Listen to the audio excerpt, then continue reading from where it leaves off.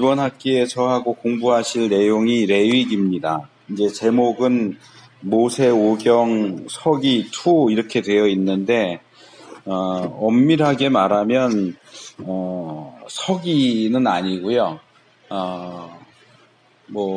레위기 연구 이 정도 제목을 붙여야 될 것 같아요. 왜냐하면 이 서기라고 하는 것은 이제 영어로 엑세제시스, 이제 주해, 그러니까 풀석자에다 뜻의자 해가지고 뜻을 푸는 작업이 서기인데, 이제 엑세제시스라고 하는 그 작업은 원문을 가지고 하는 거예요. 그러니까 레위기 원래 기록된 히브리 원문을 읽고 그것을 어떻게 우리가 뜻을 안 들리세요? 괜찮을 것 같은데, 네. 그 뜻을 우리가 어떻게 풀 것인가 하는 것을 다루는 게 서기라고 하는 과정인데, 여러분들 히브리어 안 배우셨죠? 배우신 분도 있을래나? 근데 히브리어 성경을 읽고 해석할 수 있어요?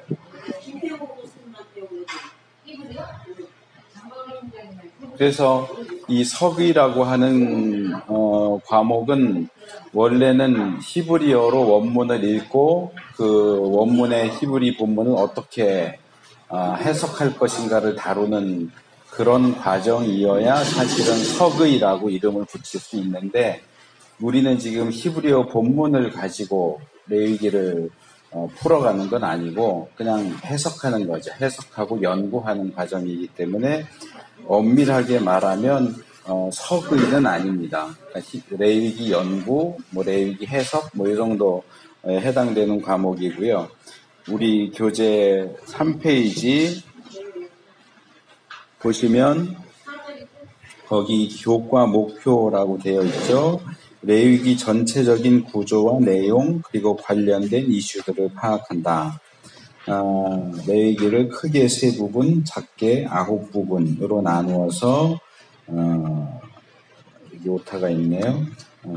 보다가 아니고 나누어 해당 내용을 살펴봅니다. 레위기 내용들이 구약의 다른 부분들과 또 신약과 어떻게 연결되는지, 또 오늘날 우리에게 어떤 교훈을 주고 있는지를 파악합니다. 그래서 그 밑에 개요를 보시면 모세오경은 구약 전체의 기초가 되는 책이고 거기서 더 나아가 신약의 기초도 된다고 말할 수 있는 가장 기본적이고 그리고 중요한 책입니다. 그 가운데서도 레위기는 이제 중간에 다루겠지만 이 모세오경에서도 중심이 된다고 말할 수 있는 책입니다. 그런데 이 레위기의 경우는 다른 책들도 그런 점들이 있지만 오늘날 우리들과는 좀 거리가 많이 멀게 느껴져요. 왜냐하면 우리는 지금 제사를 드리거나 그런 정결법 같은 것들을 따르지 않기 때문에 레위기를 읽어도 이게 나의 실제 삶에 어떤 의미가 있는지, 무슨 소용이, 레위기를 배워서 무슨 소용이 있는지 이런 부분들을 우리가 캐치해내는 것이 쉽지가 않습니다. 그렇지만 그럼에도 불구하고 이 레위기는 성경을 이해하고 우리 기독교 신앙을 이해하는 데 있어서도 굉장히 중요한 책이기 때문에 이 강의를 통해서 우리가 레위기를 전반적으로 살펴보려고 합니다. 자, 중요한 거 있습니다. 과제물입니다. 강의 진도에 맞춰서 해당 강의안을 미리 꼼꼼하게 읽고, 제가 왜 미리 꼼꼼하게 읽으십시오 하는 말을 하냐 하면 이 교재가 두껍죠. 제가 평소 이거 한 3분의 1 정도밖에 안 하는데 제가 강의 시간에 여기 있는 내용을 다 다룰 수가 없어요. 시간이 모자라요. 그래서 원래는 더 두꺼워질 건데 제가 중간에 잘랐어요. 그랬는데도 분량이 많기 때문에 여러분들이 이 내용들을 미리 읽어 오셔야 됩니다. 필수적으로. 그리고 저는 미리 읽어 오신 것을 전제로 해서 중요한 부분들만 요점적으로 강의를 할 겁니다. 그렇기 때문에 반드시 미리 읽어 오셔야 되고요. A4 한 면으로 요약을 하십시오. 그러니까 A4 종이가 한 장이 있으면 앞면, 한쪽 면은 1강이면 1강 내용 전체를 요약을 한쪽 면에다가 요약을 다 하시고, 그 다음에 뒷면에다가는 그 강의에서 내 마음에 와닿는 거, 이건 정말 좋다, 참 좋다. 못해도 써내세요. 가장 좋다고 생각되는 것 2가지, 그리고 이거는 이해가 되지 않는다, 이거는 틀린 것 같아 하는 것 2가지. 그러니까 4가지를 쓰시는 겁니다. 좋은 것 2개, 나쁜 것 2개를 쓰시고 각각에 대한 자기의 생각. 앞면은 요약, 뒷면은 좋은 거 2개, 나쁜 거 2개. 앞면은 요약. 자, 이거 하느라고 시간을 많이 할 수가 없기 때문에 제가 그냥 기본적인 거 말씀을 드리니까 잘 파악을 하셔야 돼요. 주의 깊게. 앞면 전체는 요약, 그 강의의 요약.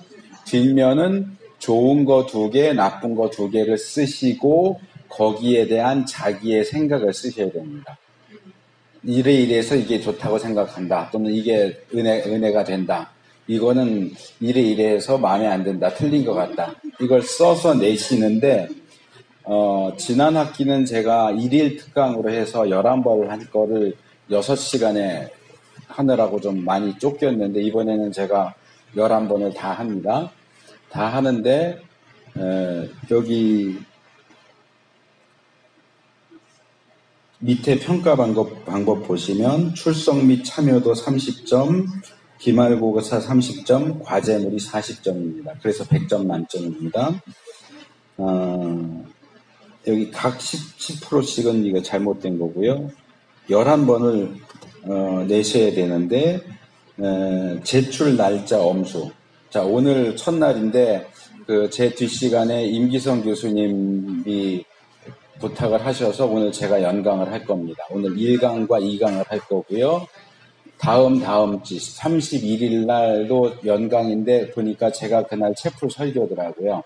근데 제가 채플 시간에 맞춰서 오기가 힘들기 때문에 1시간은 3강을 강의를 하고 1시간은 채플을 그 시간에 늦춰서 그 시간에 채플을, 그러니까 원래 채플 시간에는 없고 제가 와서 그 시간대에 채플을 1시간 하도록 그렇게 하겠습니다. 다음 주에는 임 교수님이 연강, 예. 그 다음 주는 제가 연강인데 채플 설교가 있기 때문에 1시간만 강의를 1시간만 하고 1시간은 채플을 드리는 걸로 그렇게 할 거고요. 그러니까 8월 31일 날 토요일 날 과제물을 3개를 내셔야 돼요. 1강과 2강과 3강 3개를 내셔야 되고, 제출 날짜를 지켜주세요. 날짜 지나면 안 받겠습니다. 그동안은 제가 미뤄서라도 받았는데 안 받겠습니다. 그리고 과제물을 내지 않으시면 점수가 안 나갈 수 있습니다. 미리 말씀을 드립니다. 예, 오늘 1강, 2강 할 거고 다음 주에 3강을 하니까 항상 그 강의를 하는 날 그 내용을 제출을 하셔야 돼요. 숙제를. 그러니까 오늘은 미리 말씀을 못 드렸기 때문에 그거는 같이 해서 다음 주에 내실 때 3개를 내시고 그 다음부터는 이제 2개씩 나가니까 2개씩을 내시면 돼요.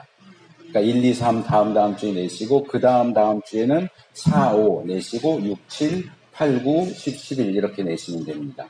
이해되셨죠?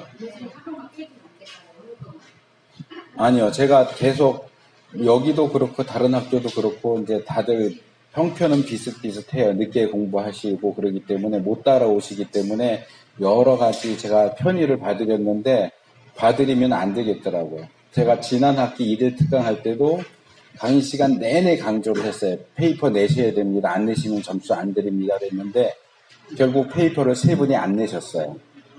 제가 빵꾸 F줄에다가 D인가 뭐 이렇게 해서 드리긴 했는데 이번에는 그렇게 안 합니다.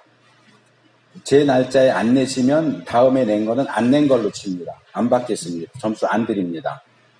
그리고 안 내시면 무조건 점수 안 나갑니다. 그러니까 잘 쓰라는 건 제가 요구 안 해요. 잘 써도 자기가 쓸 수 있는 만큼 잘 쓰면 좋고 못 쓰면 못 쓰는 대로 내세요. 그것은 여러분들이 하나님 앞에서 신학을 공부하면서 기본적으로 갖춰야 될 성실성이에요. 교수가 과목을 진행하면서 이거 요구하는데 안 내면 점수 주지 말라는 얘기예요. 100점 만점에 출석은 30점 줄 수 있어요. 다 나오면. 기말고사 30점, 100점짜리로 답을 하면 제가 30점을 드리는데 30점 안 나옵니다. 당연히 못 나옵니다. 많이 해야 한 25점, 형편없다 그러면 21점 이 정도 주는데 페이퍼를 안 내버려요. 그러면 50점밖에 안 돼. 그러면 F예요. 그 과목은 통과를 못하는 거예요. 원칙적으로는 통과를 못하면 담당 교수하고 상담을 해서 보통 일반 대학교 같으면은 여름 학기, 방학 때 나와서 공부를 하든가, 그래서 빵꾸를 메꾸든가, 재시험을 치든가, 아니면은 페이퍼로 대체하든가 해서 점수를 줘야 되는데, 여기는 그렇게 안 하더라고요. 제가 빵꾸를 내도 학교에서 그냥 넘어가 버려요. 그거는 원칙상으로 말이 안 되는 거긴 한데, 학교에서 그렇게 하기 때문에 제가 그 부분을 뭐라고 말할 수는 없어요. 그건 자기 신앙 양심이에요. 개인의 신앙 양심이고 학교를 끌어가는 신앙 양심인데 어쨌든 과목을 담당한 저로서는 제가 요구하는 사항이 충족되지 않으면 점수를 드릴 수 없습니다. 그래서 페이퍼도 제출 그 날짜를 엄수해서 항상 그때 딱딱 내시고 안 내시면 그냥 점수 안 나가는 거니까 그렇게 해서 물론 배우는 게 중요하긴 한데 그래도 이 과정에서 여러분들이 점수를 받아야 한다고 할 때는 기본적으로 요청되는 사항들은 따라 주셔야 됩니다. 나는 못해. 그럼 못한 대로 써서 내세요. 잘하는 거 요구하지 않으니까 못하면 못하는 대로라도 꼭 제출해야 되는 부분들은 제출을 해 주셔야 제가 평가를 할 수 있는 기준이 생기는 거니까 꼭 그렇게 해서 이번에는 제출을 안 하시는 무슨 배짱으로 안 내셨는지는 모르겠는데 제출을 안 하시는 분들은 없으시기를 바랍니다. 그래서 이 레위기 강의를 제가 11번 하는데요. 그 수업계획 보시면 날짜를 제가 다 써놨습니다. 이 중간에 8월 우리 그 학사 일정에 30일이라고 돼 있어서 제가 30일이라고 했는데 30일은 금요일이고요. 31일이 토요일입니다. 17일, 31일 그러니까 여기 해당 날짜와 강의가 있으니까 거기에 맞춰서 페이퍼를 쓰시면 됩니다. 그래서 요게 이제 중간에 강의한 제가 보낸 뒤에 임 교수님의 요청이 들어와서 이제 해서 날짜가 바뀌었어요. 그래서 17일 날 2개의 강의 1강 레위기 개요 및 구조하고 2강 레위기 이해를 위한 기본 개념들 오늘 2개를 할 거고요. 다음 주 8월 31일에는 번제와 소제를 하고 둘째 시간에는 채플을 하는 걸로 그렇게 하겠습니다. 자, 그래서 바로 들어가겠습니다. 레위기 개요 및 구조. 요 내용들도 오늘 강의를 들으셔도 여러분들이 나중에 가셔서 강의안을 읽어보셔야 돼요. 숙제를 해야 되니까. 그래서, 근데 어려워도 읽으세요. 어려워도 읽으셔야 돼요. 이해가 안 되면 2번 읽고, 그래도 안 되면 3번 읽고, 그래도 안 되면 5번 읽으세요. 왜냐하면 제가 여기 작성해 놓은 내용을 이 시간 안에 다 다룰 수가 없어요. 시간이 모자라요. 네. 자, 그래서 네, 제가 지금 오른쪽에 마비가 와서 타이핑을 못 쳐요. 타이핑을 할 수가 없어요. 근데 이만큼을 만들어냈어요, 제가. 그거 쉽겠어요? 근데 멀쩡하신 분들이 이거 읽으면서 힘들어요, 못해요, 그러면 되겠어요? 멀쩡하지 못한 사람도 그거를 해가지고 이렇게 만들었는데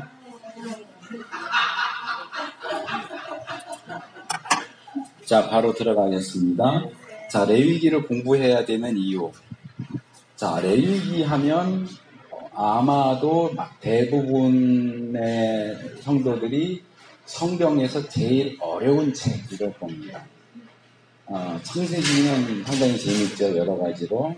출애굽기도 재밌는데 중간 이하로 가면 이제 성막에 대한 얘기가 나오면서 조금 이제 지루해지고 어려워집니다. 근데 레위기는 들어가자마자 제사에 대한 내용, 뭐 이런저런 내용들이 나오면 이제 보통 1년 시작하면 성경 통독을 시작을 하는데 레위기 가서 이제 거의 혼수 상태에 빠지죠. 그래서 어느 분은 그렇게 얘기해요. 레위기를 읽다 보면 내 위기에 빠진다. 위기에 빠져요. 그래서 항상 내 위기에서 걸려서 포기했다가 그 다음에 되면 또 창세기부터 읽기 시작해서 레위기에서 포기하고 이 레위기가 성경을 읽는데 굉장한 뭐라 그럴까 걸림돌처럼 돼요. 그리고 아까도 제가 잠깐 말씀을 드렸지만 레위기는 제사와 또는 정결법과 이런 것들을 다루는 내용이기 때문에 우리는 지금 그 가운데서 어느 것도 하질 않아요. 제사를 드리지도 않고 뭐 음식 가려야 된다고 그러면 우리는 음식 가리는 것도 없고 뭐 어떤 생활 속에서도 여러 가지 내용들이 나오지만 우리는 거기에 있는 것들을 거의 하고 있질 않단 말이에요. 그게 우리 실제적인 삶과 밀접한 연관이 있다면 조금 더 우리가 관심을 가지겠죠. 우리가 제사를 드린다면 저도 이제 어렸을 때 모태신앙이긴 하지만 아버지가 교회를 안 다니셨기 때문에 제사를 드렸거든요. 그래서 어릴 땐 모르니까 그냥 절하라고 그러면 이제 절도 하고 이랬는데 그 제사 드릴 때 있잖아요. 제사장 차릴 때 뭐 흰색은 어느 쪽, 빨간색은 어느 쪽 이런 거 있잖아요. 실제로 제사를 드린다고 하면 하얀 걸 어느 쪽에 놔야 되는지를 알아야 될 거 아니에요. 그걸 아무렇게나 놓으면은 제사를 제대로 드릴 수가 없는 것처럼 우리가 구약 유대인들처럼 제사를 드린다면 지금도 드린다면 레위기는 굉장히 중요한 책이 되겠죠. 왜냐하면 거기에 정해진 대로 제사를 드려야 하나님이 받으시는데 만약에 제사가 아니고 예배라고 해봐요.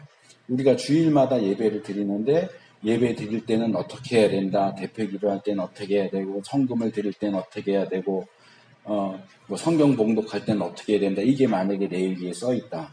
그럼 그거대로 해야 되잖아요. 우리 마음대로 할 수 있어요? 우리 마음대로 하면 아무리 예배를 대단하게 드려도 하나님 예배를 안 받으신다.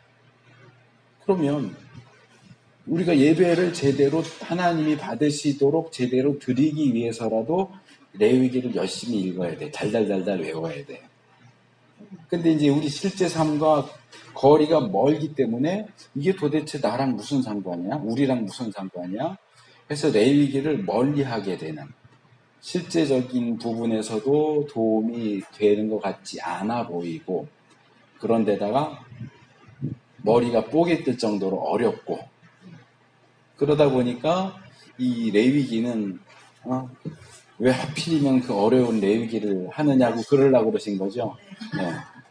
근데 저는 석사 THM을 레위기를 가지고 썼어요. 석사 논문을. 이제 이 교재 중에도 그 내용이 들어가요. 레위기 10장을 가지고 썼어요. 저는 원래 선지서 쪽에 관심이 많아서 선지서 쪽으로 연구를 하려고 하다가 이제 우연히 여기 창고도서에도 있지만 정중호 교수님이라고 이제 우리 보수적인 분은 아닌데 그분 레위기 책 써놓은 걸 보고 이 레위기가 굉장히 특별히 제사장 사역에 대한 부분이 관심이 많이 가서 결국은 이제 레위기 제사장 사역, 제사장의 분별 사역이라고 하는 것을 중심으로 해서 레위기 10장으로 논문을 썼고요. 근데 논문을 쓰기 위해서는 이제 레위기를 연구를 해야 되는데 레위기를 연구하다 보니까 레위기가 확실히 어렵기는 어려워요. 제가 이제 논문을 쓴다고 이렇게 처음 발표하실 때도 이제 지도 교수님이 되게 뭐라고 그랬어요. 왜 레위기를 쓰냐고. 레위기 그 어려운 책을 왜 하려고 그러느냐. 이 제사장 신학이 정말 굉장히 어려운데 왜 제사장 신학을 쓰려고 그러느냐. 그러셨는데 이제 결국은 이제 통과는 했어요. 근데 제가 이렇게 느끼는 거는 레위기가 분명히 어려운 책이기는 하지만 레위기만큼 은혜로운 책도 없는 것 같다. 이제 우리가 내용을 이제 3강부터 이제 본문을 다루게 되지만 보면 레위기가 생각 외로 우리에게 주는 그 교훈과 의미가 굉장히 커요. 굉장히 은혜로워요. 그래서 여러분들이 아마 이 레위기 과정을 마치시면 지금 같은 지금 아마 여러분들이 나중에 집에 가셔서 한번 써보세요. 지금 레위기 공부에 들어가는 나의 마음, 나의 느낌, 그걸 써보시고 레위기 11번을 다 들으신 후에 그때 레위기에 대한 여러분의 느낌을 한번 써갖고 한번 비교를 해보세요. 많이 다를 거예요. 예. 그래서 유대인들은요, 어린 아이가 5살이 되면 성경을 드디어 가르치는데 제일 먼저 가르치는 책이 레위기예요. 레위기를 제일 먼저 가르쳐요. 왜냐하면 레위기는 요약하면 2개예요. 하나는 제사고 하나는 거룩이에요. 그러니까 우리식으로 말하면 예배잖아요. 그러니까 유대인 아이에게 하나님을 어떻게 예배할 것인가를 가장 먼저 가르치는 거예요. 하나님을 예배할 때 어떻게 해야 되느냐. 하나님의 백성으로서 내가 어떻게 살아야 되느냐. 어떻게 거룩하게 살아야 되느냐. 이게 레위기는 예배와 거룩에 대한 책이기 때문에 하나님의 백성으로서는 가장 기본이 되는 내용이에요. 우리한테는 너무너무 어려운 책이지만 유대인들에게는 그들에게도 어려울 수는 있을 거예요. 어려울 수는 있겠지만 필수적인 책이에요. 가장 기본이 되는 책이에요. 왜 이 레위기를 기본으로 삼았느냐, 왜 필수적인 것으로 삼았느냐 하는 것은 우리가 이제 3강부터 레위기 본문을 살펴보면서 더 살펴볼 거고요. 그래서 이 하나님의 백성이 어떻게 하나님과 예배를 통해서 하나님과 관계를 맺을 것이며 구원받은 하나님의 백성으로서 어떻게 거룩하신 하나님을 닮아서 거룩한 삶을 살 것인가에 대한 가장 중요한 지침이 레위기이기 때문에 우리가 이것을 무시하고 넘어가서는 안 된다. 2번째 이유는 이 레위기는 나머지 구약의 내용과 함께 신약을 이해하는 데 있어서도 굉장히 중요한 책이 됩니다. 그래서 예를 들면 예수님이 십자가에 죽으셨다. 히브리서에서는 예수님을 제사장, 대제사장으로 소개를 하면서 대제사장으로서 자기 자신을 희생제물로 드려서 바쳤기 때문에 그 예수님을 믿는 사람이 구원을 받는다. 이렇게 얘기를 해요. 우리를 구원하기 위해서 예수님이 행하신 그 십자가의 죽음은 결국은 제사예요. 그러니까 제사를 알지 못하면 예수님의 십자가의 죽음을 이해할 수가 없어요. 제사를 이해하지 못하면 구원을 이해할 수가 없어요. 그런 레위기를 통해서 우리가 배워야 하는 구원론, 성경이 가르치는 구원, 성경이 가르치는 구원받은 자들의 공동체인 교회론, 이런 것들을 이해하는데 가장 기본 베이스가 되는 것이 레위기라는 책입니다. 그래서 우리가 신약을 잘 이해하기 위해서도 이 레위기를 공부하는 것은 굉장히 중요하다. 자, 2번째로 레위기를 위한 해석학, 그렇게 했어요. 우리가 레위기를 연구하기 위해서는 반드시 알아야 되는 기본적인 원칙이라고 할까, 원리라고 할 수 있는 것이 있어요. 레위기를 텍스트 삼아서 해석하고 설교하기 위해서는 최소한 요러한 것들을 알아야 된다. 4가지 여기 제시를 했습니다. 구약적인 문맥, 그리스도적인 문맥, 사도적 문맥, 현대적 문맥, 이 4가지를 꼭 살펴야 된다. 다시 거기 설명을 했어요. 구약적 문맥은 뭐냐? 이제 그 밑에서 1차 문맥적 의미, 이게 구약적 문맥입니다. 그러니까 레위기 본문 자체에 나오는 제물을 드리는 사람, 제물, 성소, 제사 또는 정결 규례, 이런 것들이 이 레위기를 배우는 그 당시 유대인들에게는 그것이 뭘 의미했을까? 레위기가 쓰여진 레위기를 읽고 배우도록 모세가 머리에, 우리가 말을 할 때도 그렇고 글을 쓸 때도 그렇고 대상이 있잖아요. 허공에 대고 말을 하거나 아무도 대상으로 삼지 않고 글을 쓰지는 않아요.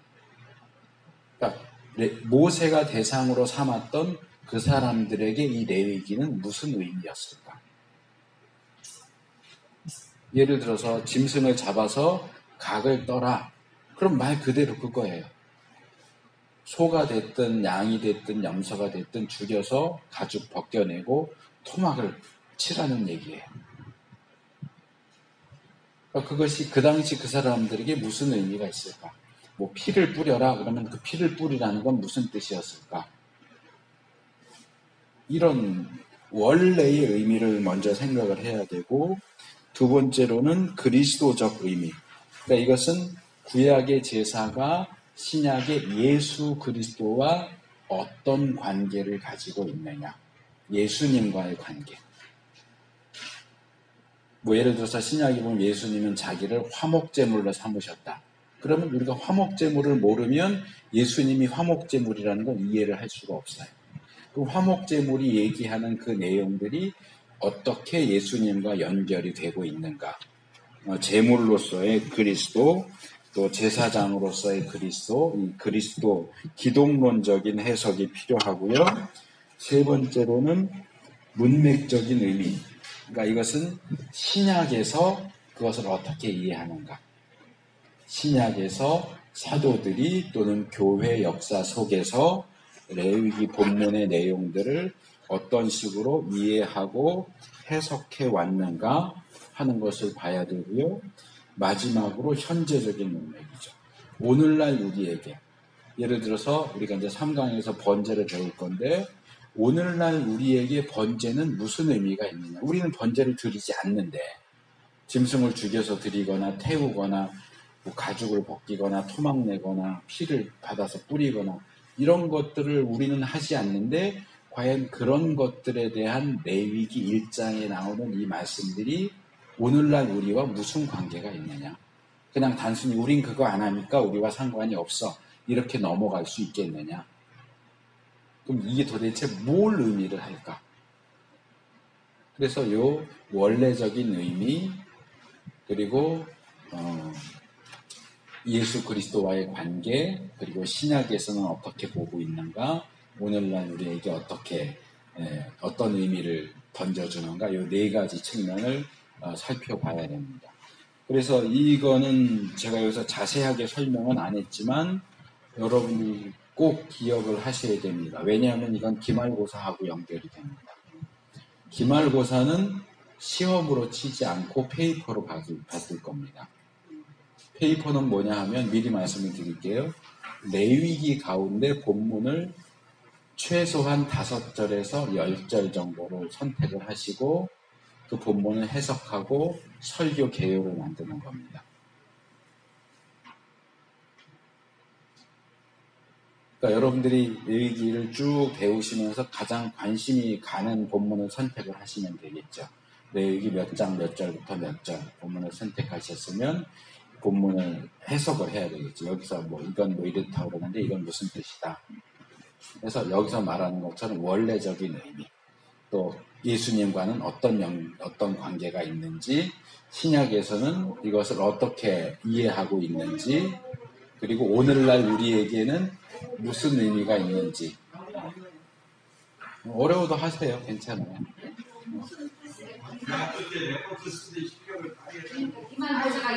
그게 기말고사예요. 기말고사 문제가 그거예요. 그러니까 본문은 자기가 알아서 정하시고, 여기 있는 내용을 그대로 베꼈으면 제가 기말고사를 보는 게 되겠죠. 그렇죠. 제 걸 그대로 베껴 쓰시면 당연히 점수가 안 나갑니다.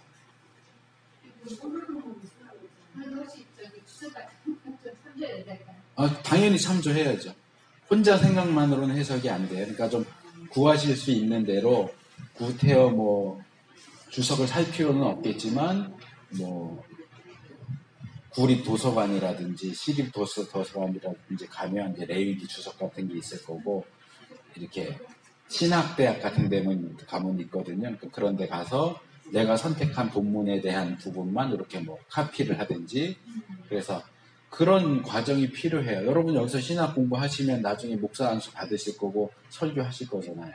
그럼 어떻게 설교 준비할 건데요?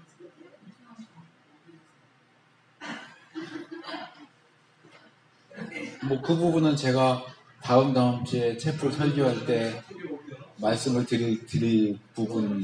드리려고 생각하고 있는 부분이긴 하지만, 어쨌든 여러분들이 신학을 공부하고 설교를 하든지 가르치든지 하려면 본인이 연구하지 않고서는 가르칠 수가 없어요.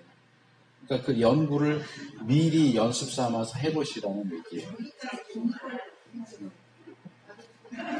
그래서 이런 내용들을 그 페이퍼에 다 담으셔야 됩니다. 원래적인 의미, 예수님과는 어떻게 연결되고 신약에서는 어떻게 보고, 그러니까 본문에 따라서 그 중에 어느 것은 빠질 수도 있어요. 빠질 수도 있으니까 빠지는 건 뭐 빼는 거고, 또 현대적인 의미, 그렇게 해서 내가 이 본문을 가지고 교회에서 설교를 한다면 설교문을 쓰라는 게 아니고 대지소지만 작성하세요. 네, 대지소지. 이 본문으로 설교한다면 제목을 어떻게 잡고 대지를 몇 개로 하고 대지 밑에 소지를 몇 개 해서 이런 식으로 해서 결론은 이렇게 하겠다. 네. 어려운 걸 우리한테 주십니까요? 그 어려운 그 어려운 공부를 왜 시작하셨습니까? 이렇게 어려운 줄 알고 안 했죠. 자, 그 다음에 이제 요거는 성기문 교수님이 제시한 거고, 그 밑에 로스라는 부분이 제시한 내용이 4개가 또 있어요. 그러니까 예. 6페이지 둘째 단에 보면 이제 레위기 본문을 주해하려면 이런 것들을 해라. 그래서 최종적으로 정경화된, 그러니까 우리가 보는 이 성경에 나와 있는 내용을 기본적으로 파악을 해야 되고, 두 번째로는 이게 모세오경 다른 부분과는 어떻게 연결되는지를 봐라. 거기 제가 그 각주 달아서 도움이 되는 책도 소개를 해놨습니다. 그 다음에 유사한 성경 이외의 문헌과도 비교해보면 도움이 된다. 그러니까 이것은 이제 말하자면 플러스 알파죠. 앞에 나오는 4가지는 기본으로 해야 되고, 그것 이외에 내가 더 하겠다라고 하면 이렇게 하는 것도 도움이 된다 하는 얘기입니다.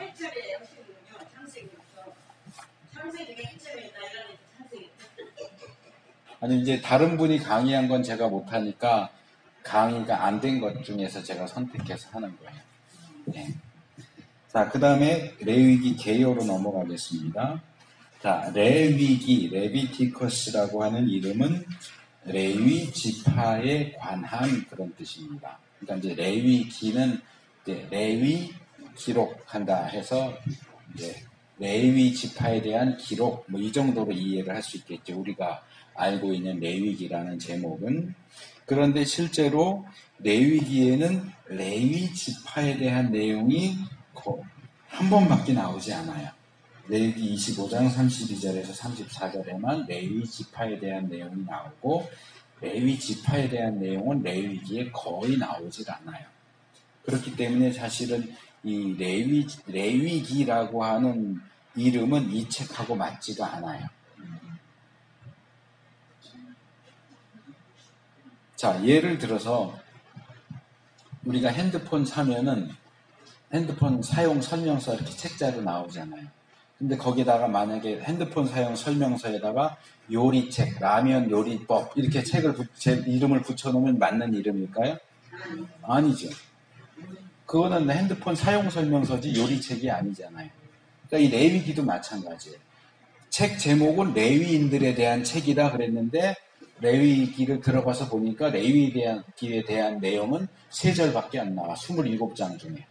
그럼 책 제목이 사실은 잘못 붙여진 거죠. 그래서 이 원래 히브리 이름은 바이크라라고 하는 것이 책 이름입니다. 이게 제가 한글로 문서를 보내달라고 해서 보내드렸더니 역시 깨져버렸네요. 히브리어가 안 나오네요. 이상한 영어하고 무슨 알파벳으로 돼버렸는데, 그래서 제가 PDF로 보내드리는데 총장님은 한글 파일로 보내달라고 자꾸 그러셔갖고, 출판사 출력기에 한글 폰트가 깔려있지 않으니까, 히브리어 폰트가 깔려있지 않으니까 히브리어나 헬라어가 들어가면 다 이렇게 깨져나와요, 영어로. 그래서 이 바이크라는 직역하면 그리고 그가 부르셨다 그런 뜻이에요. 그러니까 여기서 그는 하나님이에요. 하나님께서 모세를 부르셔서 알려주신 것에 대한 기록이 레위기입니다. 하나님이 모세를 부르셔서 뭘 얘기하셨을까? 아까도 말한 것처럼 제사와 거룩에 대한 말씀을 하신 거예요. 그래서 레위기는 제사와 거룩에 대한 책이다, 이렇게 얘기를 할 수 있습니다. 그리고 이 레위기를, 그럼 레위인에 대한 내용은 안 나오니까 그럼 제사장들에 대한 책인가? 제사장들에 대한 내용들도 나오기는 하지만 이 레위기는 그 6페이지 밑에서 둘째 단 김영진 교수가 쓴 제일 밑에 단락 보시면, 랍비들은 레위기를 토라트 하코하님, 토라트는 토라의 복수형이고요, 코헤는 제사장인데 하코하님 그러면 정관사가 붙고 복수형이 돼서 직역하면 그 제사장들의 율법들, 뭐 이런 뜻이에요. 그래서 제사장들의 규범 이렇게 얘기하는데, 레위기 안에 제사장들이 알아야 할 내용들이 꽤 많이 나오기는 하지만 레위기가 제사장들만을 위한 책은 아니에요. 그래서 여기 오른쪽 페이지 넘어오시면 정중호 교수님 쓴 내용 중에 제가 굵은 글씨로 해놓은 거 보시면, 레위기는 제사장만을 위한 책이라기보다는 이스라엘 백성 전체를 위한 책이며 나아가서 하나님의 백성 모두를 위한 책이라는 사실을 발견할 수 있다. 거기 앞에 보면 레위기 1장 2절 상반절에 하나님이 모세를 부르시고 뭐라고 얘기하시냐면 이스라엘 사람들에게 말하라, 이렇게 말씀하세요. 그거는 신명기 6장에 나오는 거고요. 이스라엘 백성들에게 말하라 하는 얘기는 이 레위기라는 책이 누구를 대상으로 주어진 것이냐? 이스라엘 백성이 대상이다. 레위 지파도 아니고 제사장도 아니고 사실은 이스라엘 백성을 대상으로 해서 주어진 말씀입니다. 그러니까 우리가 이 말씀을 무시해서는 안 된다. 이건 유대인들에게만 해당되는 것이고 제사장에게만 해당되는 것이고, 또는 뭐 오늘날로 쳐도 목사에게만 해당되는 거고 우리는 상관이 없어, 이렇게 하면 안 되고 모든 하나님의 백성을 대상으로 해서 주신 책이다 하는 것 기억할 필요가 있습니다. 그 다음에 내용 구분. 일반적으로입니다. 일반적으로 레위기는 둘로 나눕니다. 두 부분으로. 1장에서 16장에서 제사장들에게 주신 내용, 그 다음에 17장에서 27장은 이스라엘 백성 전체에게 주신 말씀. 그러니까 이제 1장에서 16장은 주로 이제 제사와 관련된 내용. 1장에서 10장까지는 제사와 관련된 것, 11장에서 16장은 제사장들이 어떤 것들을 지켜야 하는가, 제사장들이 지켜야 할 규례들에 대한 내용, 이렇게 보고 17장에서 27장은 이스라엘 백성 전체가 지켜야 되는 내용, 뭐 이런 식으로 이제 설명을 합니다. 그런데 이 부분과 관련해서 여기 레위기 히브리 본문 그건 그냥 읽어보세요. 넘어가겠습니다. 구조로 넘어가면 우리가 어떤 책을 연구할 때는 구조를 파악하는 것이 굉장히 중요합니다. 음식을 만들어서 담을 때도 어떤 종류의 음식을 어떤 그릇에 담느냐에 따라 달라요. 자, 된장찌개는 어디다 담을까요? 뚝배기에 담아요. 된장찌개를 투명한 유리 그릇에 담는다. 이상하죠, 좀. 그치? 안 어울리죠. 이것처럼 내용물과 그 내용을 담는 그릇이 서로 맞아 떨어져야 시너지 효과가 일어나거든요. 그러니까 내위기를 통해서 전달하고자 하는 내용을 어떤 형식, 어떤 구조를 통해서 전하고자 했는가 하는 것을 보는 것이 구조입니다. 그러니까 레위기가 어떤 식으로 구성되어 있는가 하는 것을 볼 때 레위기가 어떤 내용을 우리에게 전달해 주느냐 하는 것을 파악하는 것이 훨씬 쉬워지기 때문에 그래서 이 구조를 기본적으로 파악하는 것이 중요한데 먼저 레위기의 구조가 있느냐 하는 문제를 다뤘어요. 근데 전통적으로는 레위기는 구조가 없다라고 하는 겁니다. 그러니까 구조가 없다는 얘기는 마구잡이로 쓰여진 짬뽕이다. 그냥 이것저것 막 집어넣은 거다. 그래서 거기도 보면 꽤 유명한 신학자들인데도 누르체라고 하는 화란의 신학자는 레위기가 모든 면에서 체계적으로 조직화된 전체를 구성하고 있지 않다고 말하고 해리슨이라고 하는 학자도 레위기는 제멋대로이고 반복적인 책이다. 그렇게 얘기를 합니다. 그러니까 구조가 안 나온다는 거지. 아무리 봐도. 근데 조금 더 이제 뒤로 오면서 학자들이 레위기를 더 많이 연구하다 보니까 이 레위기가 엉망진창인 책이 아니고 나름대로 상당히 잘 구성되어 있는 책이다 라고 하는 주장을 하기 시작합니다. 그래서 여기 김정렬 교수 이야기를 거의 굵은 글씨로 해놨는데 레위기의 구조에도 레위기의 중심적 신학과 주요 메시지를 담으려는 의도가 반영되었다고 본다. 저도 거기에 동의하고 같은 생각을 가지고 있고요. 그래서 이 김경렬 교수가 그동안 학자들이 레위기의 구조를 어떻게 봤는지에 대한 내용을 간단하게 소개를 했어요. 근데 그건 이제 한마디로 얘기하면 직선 구조예요. 직선 구조. 그러니까 그냥 예를 들어서 제가 앉아있는 여기에서 바깥으로 나가려면 그냥 쭉 나가면 되죠. 저 뒤에 문을 향해서 이게 이제 직선적으로. 아니면 여기 뭐가 굉장히 구조가 복잡하면 미로를 뚫고 나가듯이 이렇게 갔다 저렇게 갔다 이렇게 해야 되겠죠. 그건 구조가 복잡하잖아요. 근데 지금 여기는 구조가 아주 단순해요. 길이 그냥 가운데로 뻥 뚫려 있으니까 그냥 쭉 나가면 밖으로 나갈 수 있잖아요. 근데 이제 레위기를 그런 식으로 보는 거죠.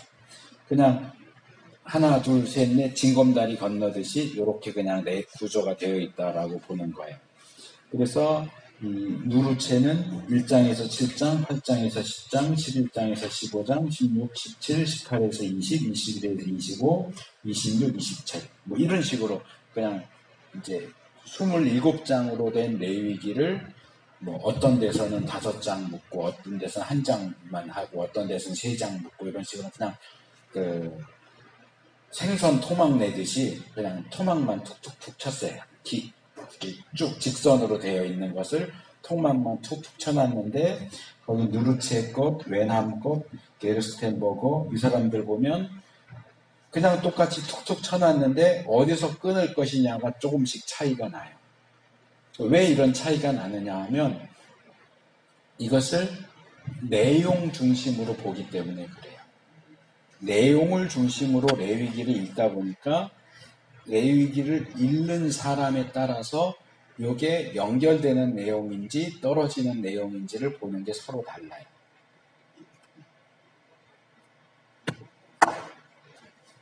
예를 들어서 여기 세 개를 보시면 처음에 세 사람 다 1장에서 7장 끊고 8장에서 10장 끊고 11장에서 15장 끊었어요.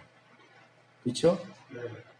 근데 여기 웬함하고 로스를 보면 11장에서 15장이 아니고 16장까지 끊었어요. 그러니까 16장이 11장부터 16장이 하나로 묶인다고 보는 거고, 누르체나 게르스텐버거는 16장은 그 앞에 부분에 넘어가면 안 되고 15장에서 끊긴다고 보는 거예요. 그러니까 왜 이게 연결된다고 보느냐, 끊긴다고 보느냐 하는 것은, 그것은 읽는 사람이 어디에 초점을 두고 뭐가 더 중요하다고 생각하느냐에 따라서 연결시키기도 하고 끊기도 하고 그런단 말이에요. 그래서 여기 누르체는 16장, 17장을 따로 떼어놨죠. 근데 웬함은 보면 11장에서 16장은 11장에서 16장으로 연결시키고 17장은 또 17장에서 27장으로 한꺼번에 묶었어요. 게르스텐버거는 16장, 17장을 하나로 묶었어요. 이런 식으로 학자마다 결국 레위기가 어떻게 구성되어 있느냐, 이 구조라고 하는 것을, 이제 이건 책인데 건축을 놓고 생각을 해보세요. 자, 지금 여기 예배실이 어떤 구조로 되어 있습니까? 여기는 누가 와서 봐도, 자, 앞쪽에 강대상 있죠? 그리고 여기 악기가 있고 두 줄로 장의자를 두 줄로 놨습니다. 가운데 통로가 있고요. 이건 누가 와서 보더니 여기 의자가 세 줄로 되어 있네. 그럼 그거 바보죠. 이게 어떻게 세 줄이, 두 줄이? 누가 봐도 두 줄이잖아요. 그러면 이런 부분에서는 구조를 얘기할 때 10사람이 와도 다 똑같은 얘기를 할 수밖에 없어요. 왜? 이건 명확하니까. 누가 봐도 장의자 두 줄로 놨잖아요. 근데 책은 그렇지가 않아요. 그렇기 때문에 누가 봐도 이건 두 줄이네, 세 줄이네 이렇게 말할 수가 없어요. 어떤 사람은 이게 두 줄이라고 얘기하고, 어떤 사람은 다섯 줄이라고 얘기하고, 어떤 사람은 이게 세로로 된 게 아니고 가로로 했다고 얘기하고, 각각 제 멋대로 해요. 그러다 보니까 레위기를 연구하면서 어떤 사람들은 구조가 아예 없어, 또는 구조가 있어도 이 직선 구조 속에서 요렇게 잘라야 돼 그러는데, 자르는 것들이 각각 제각각으로 다르단 말이에요. 그러다 보니까 이제 연구가 계속되면서 굉장히 중요한 연구가 하나 나왔는데, 제일 밑에 보면 스미스라는 사람이 새로운 직선적이긴 하지만 지그재그 같은 형태의 새로운 구조를 제시하죠. 그게 뭐냐면 레위기는 법과 율법과 이야기가 번갈아서 나오는 구조다. 그래서 법 1, 서사 이제 내러티브로 번역한 건데요. 이제 이야기 이렇게 생각하시면 됩니다. 법 1, 이야기 1, 법 2, 이야기 2, 법 3, 이야기 3, 법 4 이렇게 돼 있다.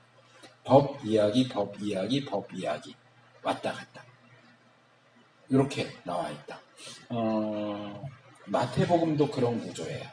예수님의 행적이 한 뭉텅이 나오면 그 다음에 예수님의 가르침이 한 뭉텅이 나오고, 그 다음에 또 행적이 한 뭉텅이 나오고, 가르침이 한 뭉텅이 나오고, 그걸 생각을 하시고 마태복음을 읽어보시면 그렇게 구분을 할 수가 있을 거예요. 예수님이 어떤 일을 하셨다 하는 내용들이 한 번 나오고, 그 다음에 뭐 산상설교 같은 게 또 이렇게 가르침이 한 무더기 나오고, 그 다음엔 또 예수님이 어디 가셨다 뭐 하셨다가 나오고, 그 다음엔 또 가르침이 나오고, 이런 식인데 레위기도 그렇다는 거죠. 법 조항이 한 번 나오고, 그 다음에 이야기가 나오고, 그 다음에 법이 나오고, 그 다음에 이야기가 나오고. 이건 굉장히 중요한 발견입니다.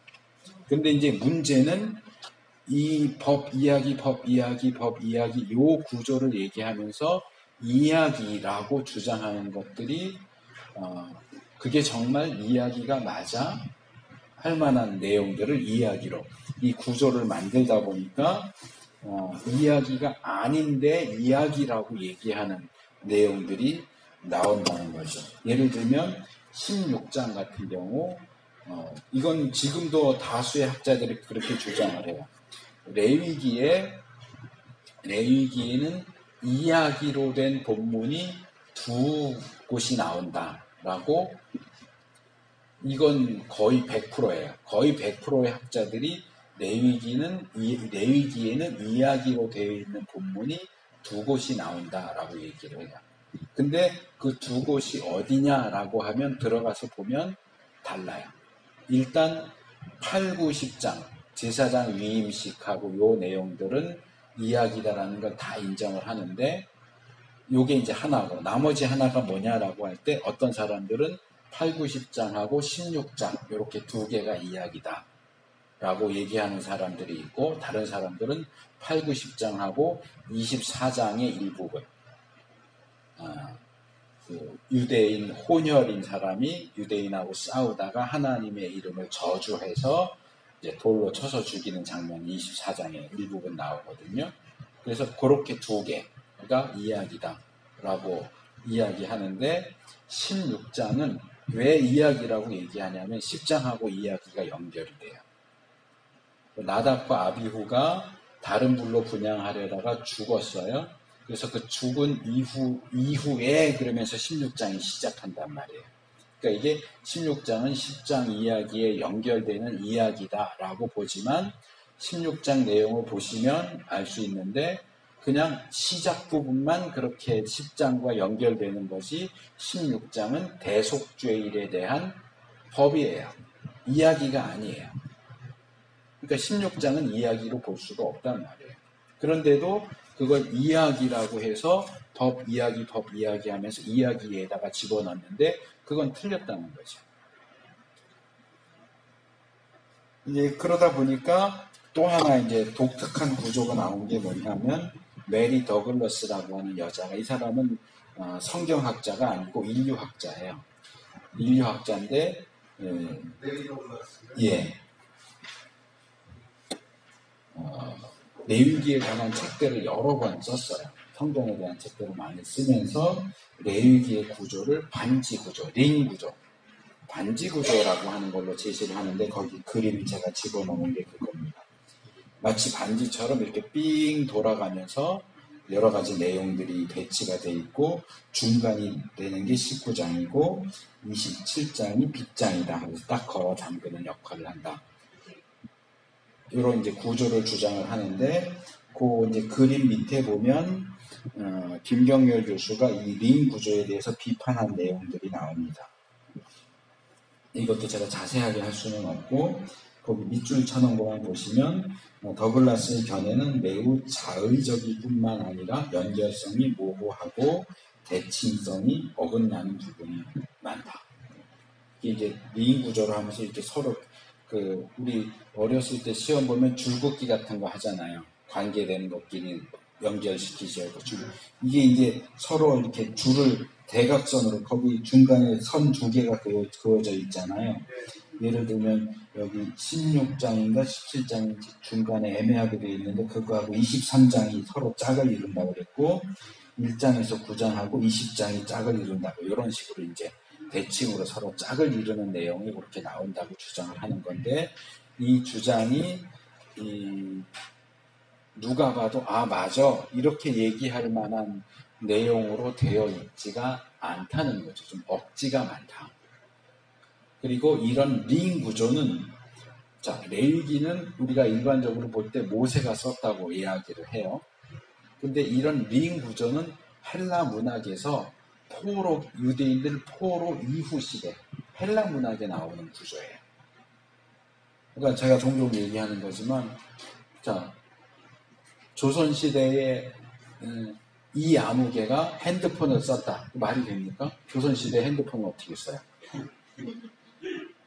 근데 훨씬 후대에 나오는 이 링 구조에 맞춰서 레위기가 써졌다. 이렇게 주장을 하는데 링 구조는 레위기가 쓰여질 당시에는 그런 구조 자체가 없었단 말이에요.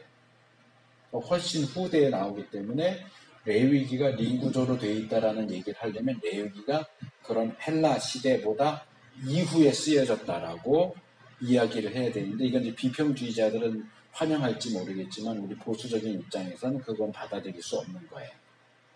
나중에 나온 것을 따라서 먼저 쓰여진 책이 나중에 나온 내용을 거기에 담고 있다. 이건 말이 안 되는 내용이죠.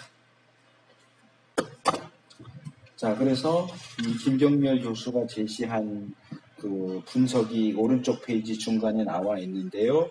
거기에 대한 몇 가지 비판을 제가 각주 12번에 써놨으니까 참고하시고요. 이제 제가 제시하는 구조인데 이 부분을 조금 빨리 간략하게 해서 우리가 아까 앞 시간 조금 늦게 시작했기 때문에 조금 더 하고 쉴게요. 중간에. 일단 기본적으로 이 레위기가 아까 제가 스미스가 제시한 이야기와 법이 번갈아서 나온다고 하는 거 굉장히 중요하다고 그랬어요. 그래서 이 율법과 내러티브가 함께 나오는 구조, 이 트럼프 롱맨하고 레이몬드 딜라드가 함께 쓴 최신 구약개론이라는 책에 보면 설명이 이렇게 나와요. 출애굽기도 거기 쭉 보시면 페이지 넘어가서 12페이지 제가 밑줄 쳐놨어요. 출애굽기 이 책에서 내러티브와 율법 문헌이 밀접한 관련을 맺고 있다는 것을 보여준다.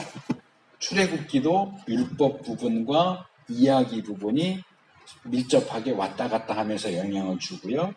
레위기도 당연히 그렇게 왔다 갔다 하고요. 민수기도 마찬가지. 그러니까 출애굽기, 레위기, 민수기가 다 율법이 들어가면서 율법만 쭉 나오는 게 아니고 율법이 나오고 이야기가 나오고 율법이 나오고 이야기가 나오고 하는 방식으로 구성이 되어 있다고 하는 겁니다. 그래서 그 구성을 간략하게 도식으로 제시한 것이 연세대 김영진 교수가 13페이지 중간에 이렇게 제시를 했어요. 그래서 요거 얇게 되어 있는 것은 법이고요. 크게 되어 있어 색깔 들어간 게 이야기입니다. 1장에서 9장 이론적인 규정, 10장 나답과 아비후 이야기, 11장에서 23장 실천적 규정, 24장 10절에서 16절 하나님의 이름을 모독한 자 이야기, 그리고 25장에서 27장은 추가 규정이다. 이런 식으로 이야기와 법이 왔다 갔다 하면서 나온다고 할 때는 스미스는 한 7개 정도로 했는데 이분은 5개 정도로 이렇게 요약을 했어요. 그걸 이제 제가 조금 수정을 했어요.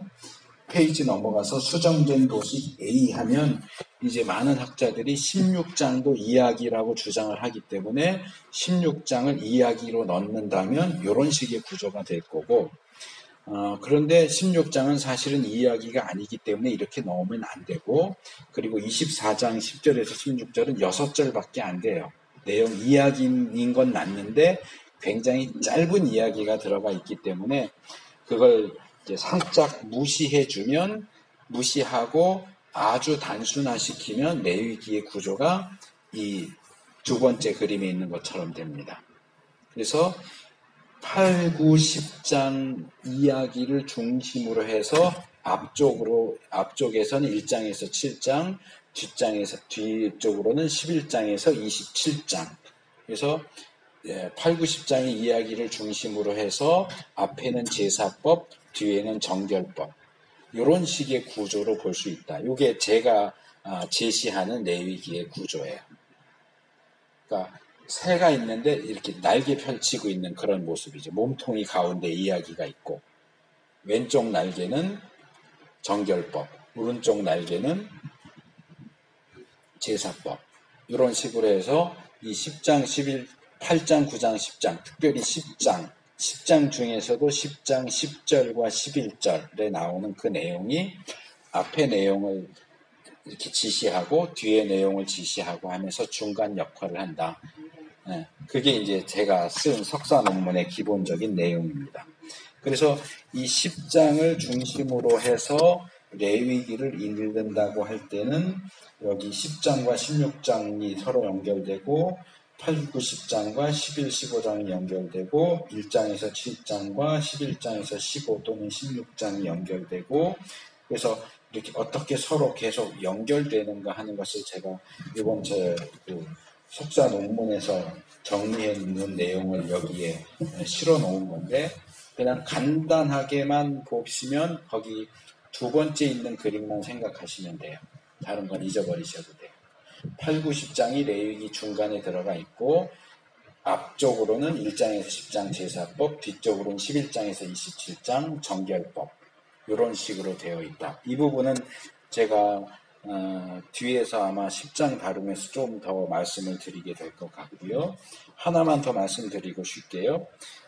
그래서 이 레위기가 8, 9, 10장을 중심으로 구성이 돼 있고, 저는 이제 8, 9, 10장 중에서도 10장이 레위기의 가장 중심이다. 보통은 레위기 연구하는 분들은 여기 김경렬 교수 책도 제가 여기 많이 인용을 해놨는데, 저하고 신대원 동기인데, 그분은 16장이 레위기의 중심이 되는 장이라고 얘기를 하고, 학자들 대부분도 16장을 이야기하는데, 저는 16장이 아니고 10장이 중심이다라고 봐요. 예. 그리고 이제 제 논문은 10장의 중심은 10장 10절과 11절이다.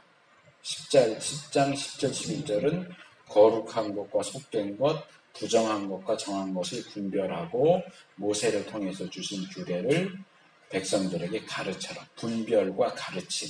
이게 제사장의 가장 핵심적인 사역이다.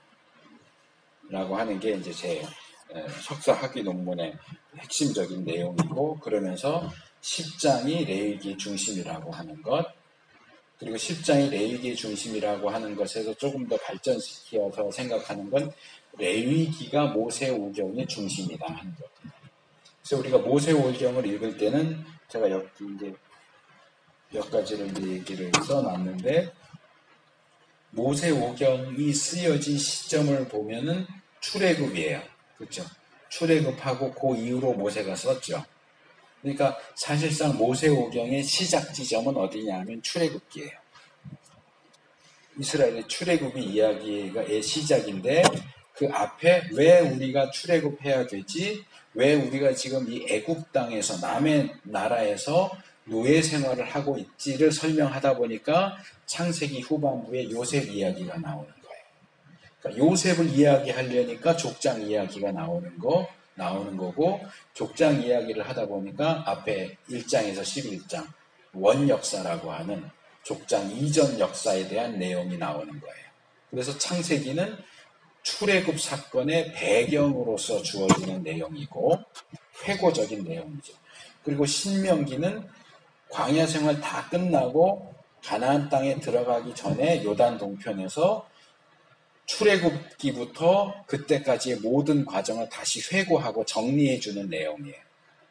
그러니까 창세기는 출애굽 이전 내용을 정리하는 내용이고, 신명기는 출애굽부터 가나안 들어가기 직전까지 내용을 정리해주는 내용이기 때문에 오경 중에서도 창세기와 신명기는 성격이 달라요. 그러니까 창세기와 신명기는 별개로 떼어놓을 수 있고, 그러면 오경 중에 중요한 세 부분은 레위기, 민수기, 출애굽기, 레위기, 민수기 이렇게 돼요. 그러면 우리가 알고 있는 것처럼 광야 생활 40년인데, 자, 광야 생활 40년이 출애굽기, 레위기, 민수기에서 어느 정도의 분량을 차지하느냐. 자, 출애굽기 앞부분은 출애굽 이전의 내용들을 기록을 하고 10장, 11장 정도 가야 이제 뭐 재앙에 대한 내용이 나오고 출애굽하는 내용이 거의 한 12장, 13장 가야 나와요. 14장이 홍해 도하거든요. 그리고 시내산으로 가죠. 시내산으로 가서 2년 정도 머문 후에 출발을 하는데, 그 출발하는 내용이 민수기 10장에 나옵니다. 그러니까 나머지 38년 내용이 민수기 10장부터 마지막 장까지 압축되어서 나오고, 출애굽기 19장부터 민수기 9장까지는 시내산에서 있었던 2년 동안의 일을 그렇게 많은 분량을 들여서 기록을 하고 있는 거예요. 이것은 이제 시나이 페리고코프라고 그래요. 시내산 전승 단락. 그래서 이 모세오경에서 말하자면 창세기는 서론, 신명기는 결론, 그럼 본론에서 본론 가운데서도 가장 많은 부분을 차지하는 내용은 시내산에서 있었던 2년의 기간인데, 그 2년 기간 중에서도 가장 핵심이 되는 계시는 레위기라는 거예요. 그래서 모세오경의 중심도 레위기다. 그래서 구원받은 하나님의 백성이 하나님과 어떻게 관계를 맺고 어떻게 살아야 하느냐 하는 레위기의 가르침이 사실은 모세오경의 가장 핵심이 되는 내용이고, 그 레위기의 가장 핵심이 되는 내용은 레위기 10장. 레위기 10장의 핵심 되는 내용은 10절, 11절. 제사장 사역이다. 이렇게 보는 거죠. 그래서 이런 구조 속에서 모세오경 전체 그림에서 레위기가 중심이 된다는 것, 레위기의 중심은 10장이라는 것, 10장을 중심으로 해서 볼 때 앞쪽에는 제사법, 뒤쪽에는 정결법, 이런 식으로 되어 있다 하는 전체 구조를 머릿속에 넣고 계실 필요가 있습니다.